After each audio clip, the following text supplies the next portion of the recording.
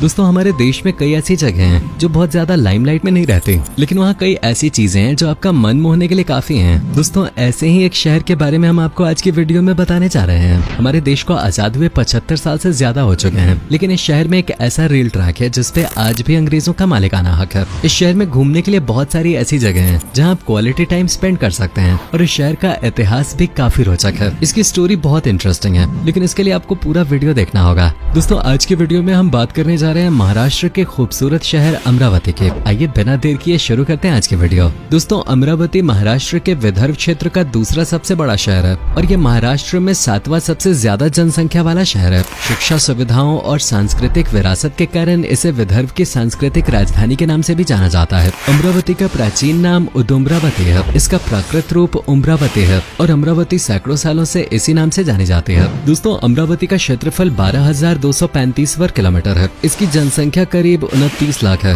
और अगर हम यहाँ 1 वर्ग किलोमीटर में रहने वाले लोगों की औसत संख्या के बारे में बात करें तो यहाँ का जनसंख्या घनत्व 213 व्यक्ति प्रति वर्ग किलोमीटर है। अमरावती के लोग शिक्षा को लेकर बेहद जागरूक हैं। ऐसा कहा जाता है अमरावती का नाम इसके प्राचीन अंबा देवी मंदिर के नाम पर रखा गया है। यह महाराष्ट्र के उत्तर हिस्से में स्थित है। इसके उत्तर पूर्व में मध्य प्रदेश राज्य है, इसलिए भी इस शहर का महत्व बढ़ जाता है। इसकी दक्षिण पूर्वी सीमा वर्धा जिले से मिलती है, जबकि इसके दक्षिण में यावतमल, दक्षिण पश्चिम में वशिम, पश्चिम में अकोला और बुल्ढाना जिला स्थित है। अमरावती कोस्ट लाइन से काफी दूरी पर स्थित है, और इस शहर की समुद्र तल से ऊंचाई करीब 343 मीटर है। ये विदर्भ के कपास उत्पादक क्षेत्रों के लगभग बीचों बीच स्थित है। इसके पश्चिम वाले भाग को पूर्णा बसीन और पूर्व वाले भाग को वर्धा बसीन कहा जाता है। अमरावती स्मार्ट सिटीज मिशन के तहत महाराष्ट्र से चुने गए शहरों में से एक है। राज्य सरकार ने घोषणा की है कि अमरावती को एक स्मार्ट सिटी के रूप में विकसित किया जाएगा। इसमें कई सारे औद्योगिक केंद्रों और शैक्षिक केंद्रों को डेवलप किया जाएगा। अमरावती को स्मार्ट सिटी मिशन में शामिल करने का उद्देश्य रियल एस्टेट के मामले में स्थानीय क्षेत्र के विकास को बढ़ावा देकर लोगों के जीवन स्तर में सुधार करना है। बढ़ती आबादी को समायोजित करने के लिए शहर के चारों ओर नए क्षेत्र विकसित किए जाएंगे, और इससे शहर में रियल एस्टेट क्षेत्रों को बढ़ावा मिलेगा। लोगों को रहने के लिए अच्छी जगह मिलेगी, काम करने के लिए अच्छी सुविधा उपलब्ध होगी, और ट्रांसपोर्ट की बेहतर सुविधा मिल जाएगी। साथ ही टूरिज्म इंडस्ट्री में भी इजाफा होगा।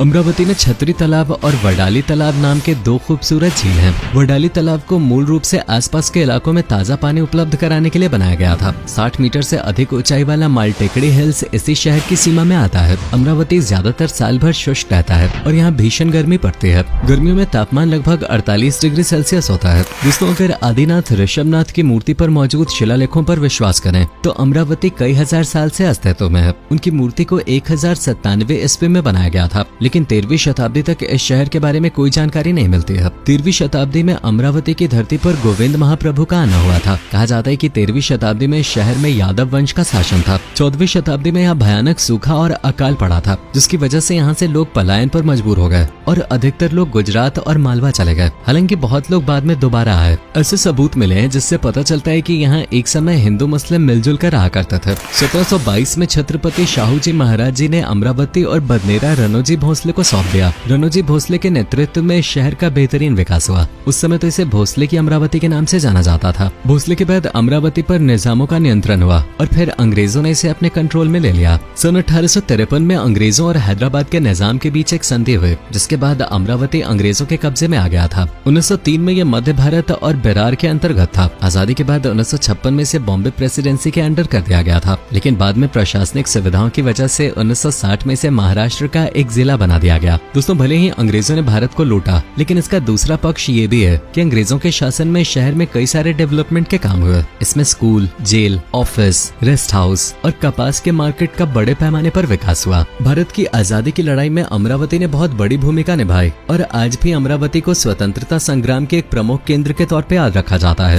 दोस्तों क्या आपको पता है कि भारत की एक रेल लाइन पर आज भी ब्रिटेन का कब्जा है? जी हाँ, इसका मालिकाना हक हमारे पास नहीं है। यहाँ तक कि ब्रिटेन की एक निजी कंपनी इसका संचालन करती है, और इंडियन रेलवे हर साल 1 करोड़ 20 लाख की रॉयल्टी ब्रिटिश कंपनी को देती है। इस रेल ट्रैक पर शकुंतला एक्सप्रेस के नाम से सिर्फ एक पैसेंजर ट्रेन चलते थे। अमरावती से मुर्तजापुर के 189 किलोमीटर के सफर को ये 6 से 7 घंटे में पूरा करते थे। दरअसल अंग्रेजों के शासन में अमरावती का इलाका अपने कपास के लिए पूरे देश में फेमस था। कपास को मुंबई पोर्ट तक पहुंचाने के लिए अंग्रेजों ने इस रेल लाइन का निर्माण करवाया था। इस रूट पर चलने वाली शकुंतला एक्सप्रेस के कारण इसे शकुंतला रेल रूट के नाम से भी जाना जाता है। इस रेल रूट पर लगे सिग्नल आज भी ब्रिटिश कालीन है। इनका निर्माण इंग्लैंड के लिवरपूल में 1895 में हुआ था। हालांकि इसे बंद कराने की 2 बार कोशिशें हो चुकी थी, लेकिन लेकिन लोगों के विरोध की वजह से दोनों बार इसे दोबारा चालू करना पड़ा। दरअसल इस रेल लाइन को अमरावती का लाइफलाइन कहा जाता है। अगर आप इस रेलवे लाइन को देखने के लिए जाओगे तो आप बीता हुआ समय जरूर महसूस करोगे। भारत के बाकी शहरों की तरह अमरावती में भी होली, दिवाली, ईद और क्रिसमस जैसे अधिकांश त्योहार बहुत उत्साह के साथ मनाए जाते हैं।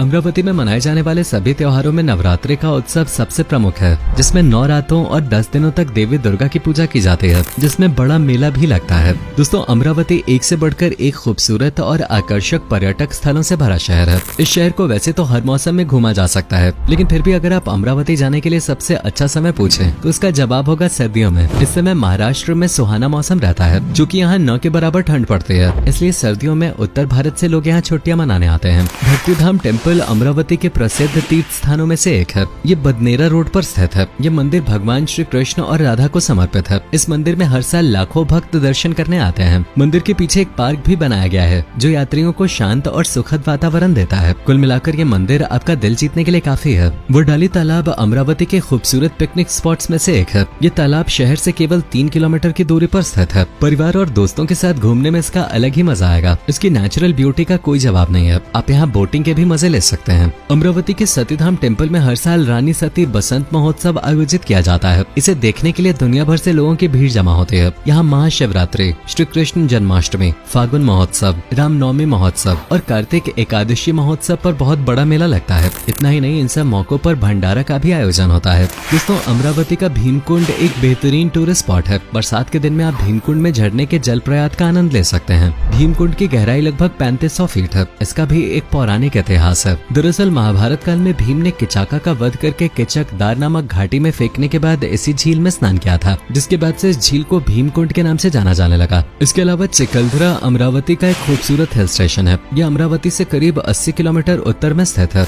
हरिकेन पॉइंट, प्रोस्पेक्ट पॉइंट और देवी पॉइंट से चिखलदरा की नेचुरल ब्यूटी का आनंद लिया जा सकता है। इसके अलावा अमरावती में आप गविलनड और नारनला किला और सेमाडो झील भी देख सकते हैं। दोस्तों, अमरावती में स्थित मेलघाट को टाइगर रिजर्व घोषित किया गया था। सरकार द्वारा बाघों को बचाने के लिए शुरू हुए प्रोजेक्ट टाइगर द्वारा 1973-74 में बनाए गए पहले 9 टाइगर रिजर्व में से ये एक था। ये अमरावती के उत्तर में सतपुड़ा पर्वत श्रृंखलाओं में स्थित है। मेलघाटी मराठी शब्द है, जिसका अर्थ है घाटों का मिलन। इस टाइगर रिजर्व में 2017 में लगभग 2000 वर्ग किलोमीटर में 41 बाघों को लिस्ट किया गया था। पर्यटक मेलघाट को सभी मौसमों में देख सकते हैं, लेकिन मिडिल जुलाई से सितंबर लास्ट तक यहाँ घूमने का मजा ही कुछ और है। सर्दियों में यहाँ ठंड होती है और रात का तापमान 5 डिग्री से नीचे चला जाता है। बाघों के अलावा यहाँ पर स्लॉथ बेयर, इंडियन गौर, सांबर डियर, लेपर्ड और नीलगाय देखे जाते हैं। कुंडेश्वर टेम्पल दक्षिण अमरावती में घने जंगल के बीच में स्थित एक प्राचीन मंदिर है। ये भगवान शिव को समर्पित है। ये मंदिर वास्तुकला की प्राचीन हेमाडपंथी शैली का एक बहुत खूबसूरत उदाहरण है। ये मंदिर सतपुड़ा पर्वत श्रृंखलाओं से घिरा हुआ है, इसलिए यहाँ का व्यू भी जबरदस्त होता है। इस वीडियो में पहले ही हमने आपको बताया कि इस जगह का नाम अंबा देवी मंदिर के नाम पे पड़ा है। जाहिर सी बात है, ये मंदिर यहाँ का आकर्षण होगा। अंबा देवी मंदिर एक बहुत ही खूबसूरत और आकर्षक स्थानों में से एक है। अंबा देवी मंदिर को अमरावती का दिल कहा जाता है। ये मंदिर इस क्षेत्र के सबसे पुराने मंदिरों में से एक है। अंबा देवी मंदिर अंबा देवी माता को समर्पित है। अमरावती महाराष्ट्र के विदर्भ क्षेत्र में स्थित है, इसलिए यहाँ की खासियत मसालेदार और मीठा खाना है। हालांकि इसके अलावा भी रेस्टोरेंट में आपके पसंद की डिश मिल जाएगी। यहाँ के रेस्टोरेंट्स अलग अलग तरह के व्यंजन परोसते हैं। अमरावती के कुछ प्रसिद्ध मीठे व्यंजन शीरा, बसुंदी और श्रीखंड हैं, जो ज्यादातर दूध से तैयार किए जाते हैं। यहाँ पूरन पोली एक प्रसिद्ध मिठाई है, जो चने की दाल और गुड़ भरी हुई गेहूं की रोटी से बनती है। दोस्तों, अगर आप अमरावती घूमना चाहते हैं तो आपके लिए सड़क, रेल और हवाई मार्ग तीनों विकल्प खुले हुए हैं। अमरावती जाने के लिए रेल मार्ग का इस्तेमाल करना एक सस्ता और सुंदर फैसला होगा। भारत के लगभग सभी प्रमुख शहरों से महाराष्ट्र के लिए रेलवे की सुविधा उपलब्ध है, तो आप किसी भी प्रमुख शहर से अमरावती के लिए ट्रेन पकड़ सकते हैं। अगर सड़क मार्ग की बात करें तो ये मुंबई कोलकाता हाईवे यानी NH6 पर स्थित है। इस हाईवे को इकोनॉमिक कॉरिडोर 1 भी कहा जाता है। हवाई मार्ग भी एक विकल्प है, लेकिन इसमें समय एक्स्ट्रा लगता है। अमरावती का सबसे करीबी हवाई अड्डा यहाँ से 135 किलोमीटर दूर नागपुर का बाबा साहब अम्बेडकर इंटरनेशनल एयरपोर्ट है। तो ये आपके ऊपर निर्भर करता है कि आप कैसे जाना चाहते हैं। अगर आप अमरावती की यात्रा पर निकलते हैं तो आपके लिए यात्रा करने में लगने वाला कुल खर्च कम से कम 20,000 रुपए तक हो सकता है। तो भाई बैग पैक कीजिए और निकल जाइए जल्दी। तो दोस्तों, ऐसा है महाराष्ट्र का शहर अमरावती। इस शहर की प्राकृतिक सुंदरता तो है ही, सबसे अच्छी बात यह कि कम बजट में आप एक बेहतरीन जगह की सैर कर पाएंगे। वैसे आप में से अगर कोई अमरावती या फिर महाराष्ट्र से है तो हमें कमेंट में जरूर बताएं।